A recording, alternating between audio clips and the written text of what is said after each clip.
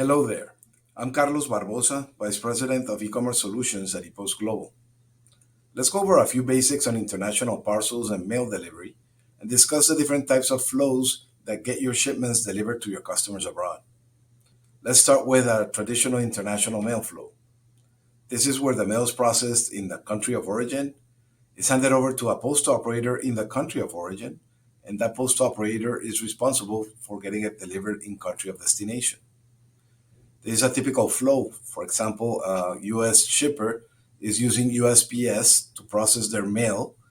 Then USPS is responsible for transporting that mail to the country of destination and using international postal networks or other post operators for the delivery in country of destination. For example, items going to the Netherlands would be delivered by the Dutch Post Office or PostNL. Now, all international parcels and mail flows that are shipped via post operators are governed by the UPU, or Universal Postal Union. This is an agency of the United Nations. All country designated operators are part of the UPU. And so service standards, data requirements, data transmission, documentation, all things postal for international flows are discussed and agreed at the UPU level. A second type of flow is when you bring mail or goods directly to the country of destination, bypassing the postal operator in the country of origin. So you would process and transport the mail or goods directly to the country of destination to hand it over to a provider locally or to the post operator in the country of destination for the items to be delivered. This way, you would have access to domestic services in the country of destination and domestic prices. However, you would need to have reasonable volumes to access an agreement of this type and to make it commercially viable. Another way of getting your goods or mail delivered internationally is to access the international mail network of a postal operator outside the country of origin. Also referred to as remail or ABC remail, the concept here is that the rates via another international postal player are lower than those offered by your country's post office. The transits can be slower as you need to transit through another country before reaching country of destination, but there are savings that make this an interesting option.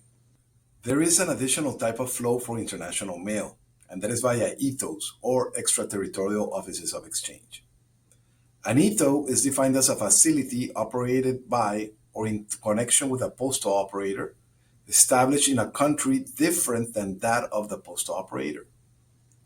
ETOEs are established by postal operators for commercial purposes to draw business in markets outside their own national territory. Think about an ETOE this way. It's like a small post office from a different country processing and shipping parcels and mail internationally from the US. How does it work? Well, mail items in country of origin are processed using a different country's postal indicia or imprint and documentation. Instead of having a USPS indicia or permit, items get a foreign postal operator permit or imprint. However, instead of transiting via the country of foreign postal operator, like in the previous method discussed, items are transported directly to the country of destination. Items arrive in destination with postal documents, which means they're accepted following the normal inbound mail process. Customs take place at the destination country postal facilities. This can save time and money depending on the origin and destination country.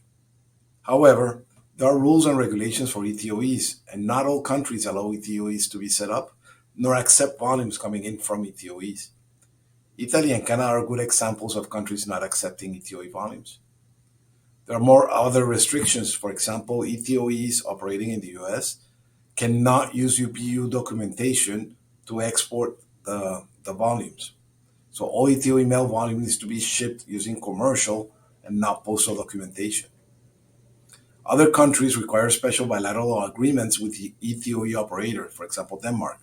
The countries need to have a bilateral agreement with Denmark to be able to ship ETOE items into Denmark.